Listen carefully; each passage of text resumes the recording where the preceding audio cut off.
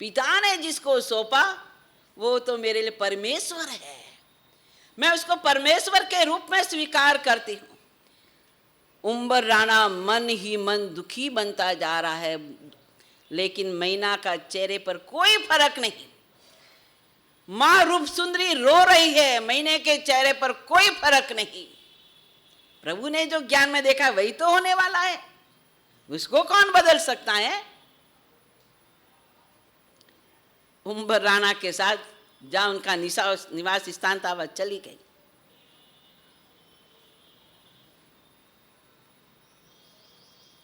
उम्बर राणा कहता है, मैना विचार कर, मेरी संगति से तेरा शरीर भी वैसा हो जाएगा। लेकिन वह सती स्त्री क्या कहती है, उसके वचन तो सुनो। आज तो विन बहुरे नहीं पटे तो तलाक, तू थारे ने मैं मारे, थारे दूसरी लोगे मिली तो मने दूसरों को मिल जाई, कैसी सर। और वो सती स्त्री तो देखो, उसके वचन तो देखो। पश्चिम कभी रवि उगे नहीं रे, नवी रोपे जलधि मर्याद रे। समुद्र कभी अपनी मर्यादा का उल्लंघन, और कभी सूर्य पश्चिम दिशा में उगा है क्या, कभी नहीं उगता। और सती स्त्री कभी भी पर पुरुष की इच्छा नहीं करती, कुछ भी हो जाए। आज भी हमारे समाज में ऐसी ऐसी बहनें हैं जो हस्त मिलाप करने के साथ ही विधवा बन गई। आजीवन उन्होंने विधवापना पाला, आजीवन।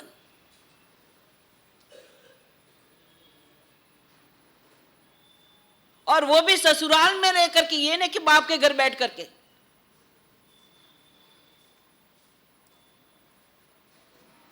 अब उसको कितनी समता रखनी होगी। भाभीियों के पास रहना कितना इतना सरल है क्या, लेकिन उन्होंने हंसते हंसते अपना जीवन बिताया। ससुराल में रहना, देवर जेठ के बीच में रहना, परिवार के बीच में रहना, अपना पति ना हो तो ऐसा बिना पति समय गुजारना क्या सरल है क्या, बिल्कुल सरल नहीं। बिना पति कौन होता है उसका सहारा। लेकिन ऐसी ऐसी नारियां आज भी हमारे समाज में है जिन्होंने पूरा आजीवन एक धर्म के खातिर, परमात्मा ने कहा स्त्री कभी परपुरुष की इच्छा नहीं करती। एक बार जिसको अपने जीवन में अपना लिया वही उसका पति बन गया, बस दूसरा पति नहीं। अभी तो 4-4 बच्चे भी हो जाए तो भी दूसरा पति चाहिए। समाज की स्थिति तो देखो, कहां हमारा धर्म, कहां हमारे धर्म पर श्रद्धा।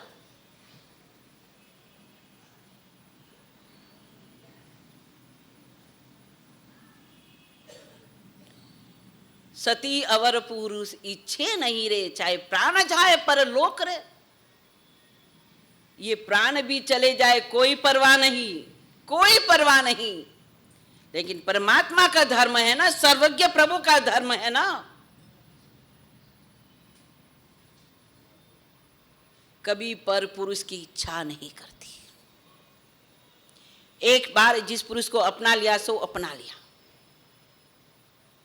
और सचमुच में मैना की श्रद्धा तो देखो, उस श्रद्धा के कारण जो उम्बर राणा था, उसको थोड़ी पता था कि ये कोई राजकुमार है। उसको थोड़ी पता था कि एक दिन ये कुष्ठ रोग से मुक्त हो जाएगा। उसको थोड़ी पता था कि ये इतने इतने नगरों का राजा बनेगा, ये चंपानगर का नरेश बनेगा, ये थोड़ी पता था। लेकिन उसकी श्रद्धा ने कैसा काम कर दिया। सदगुरु का सहयोग मिला, परमात्मा के दर्शन करने गए पति को लेकर के, चलो पतिदेव सामने जिनालय है, परमात्मा आदिनाथ प्रभु का मंदिर है, और मैं हमेशा अपनी सखी सहेलियों के साथ परमात्मा के दर्शन करने जाती हूँ, आप भी चलिए। कोई बात नहीं, आपका शरीर कुष्ठ रोगी है, आप पूजा नहीं करोगे, कोई बात नहीं, आप मेरे साथ तो चलो। मिथ्यात्व से सम्यक्त्व की तरह कैसे मोड़ना, सही देव के स्वरूप को कैसे समझाना, और मैना सुंदरी स्नान वनान करके हाथ में अष्ट प्रकार की पूजा की सामग्री लेकर के परमात्मा के जिनालय में जाती हैं। निसी ही कह करके मंदिर जी में प्रवेश करती है और उम्बर राणा को कहती हैं, प्रभुवर आप बाहर बैठिए, क्योंकि आप रोगग्रस्त हो, आप मंदिर में प्रवेश नहीं कर सकते। कोई बात नहीं, आप बाहर बैठ करके सामने जो आदेश्वर परमात्मा की, आदिनाथ प्रभु की प्रतिमा, आप उनके दर्शन कीजिए और मैं परमात्मा की भक्ति करती हूँ, बस आप ध्यान लगाइए। और मैना निसी ही कह करके परमात्मा के मंदिर में प्रवेश करती है।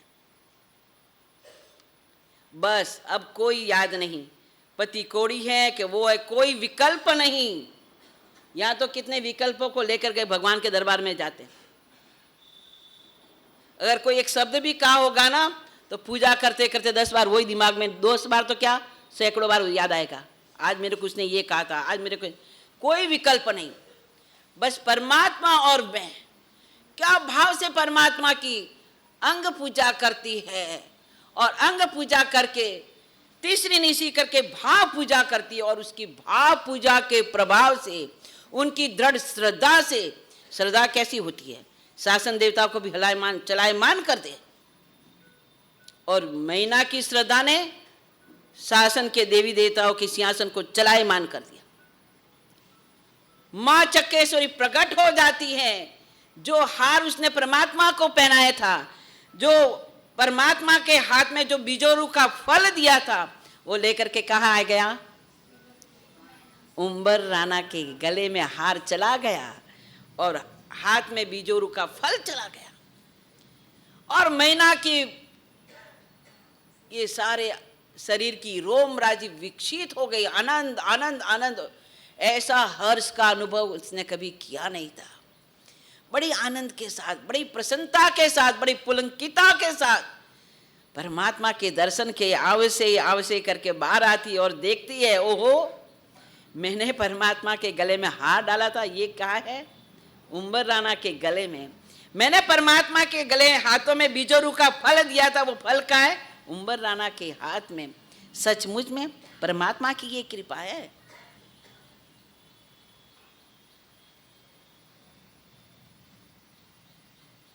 सब दिन होतन एक समाना, जीवन में सब दिन समान नहीं होते हैं। अगर आपकी श्रद्धा मजबूत है तो दिन बदलेंगे।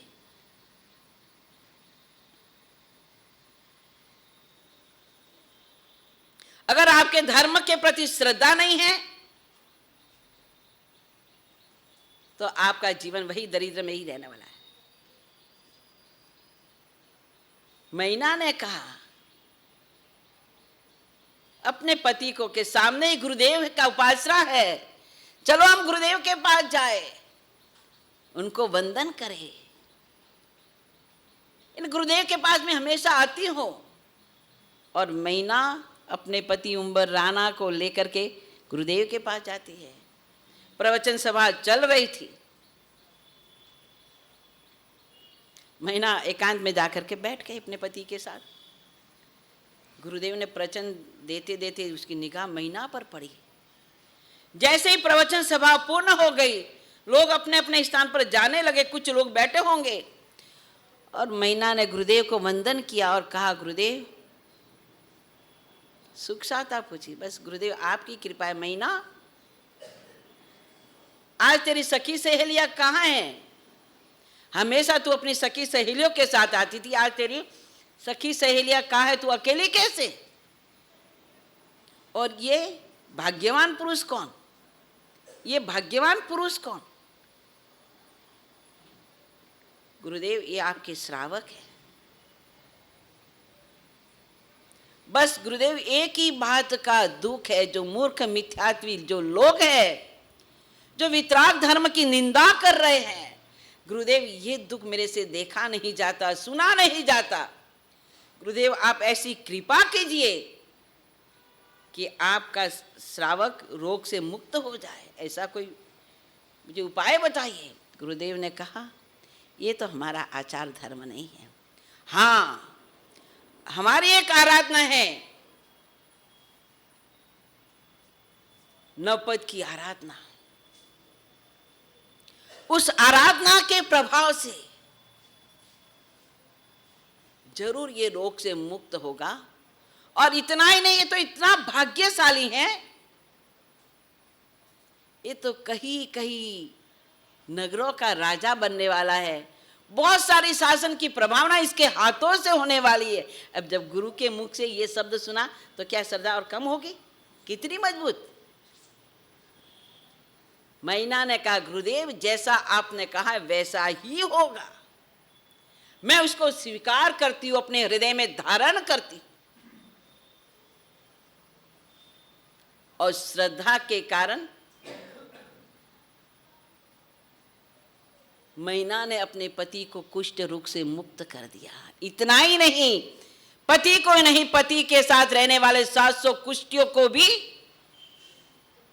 रोग से मुक्त कर दिया। ये थी हमारी श्रद्धा। हमें है क्या श्रद्धा?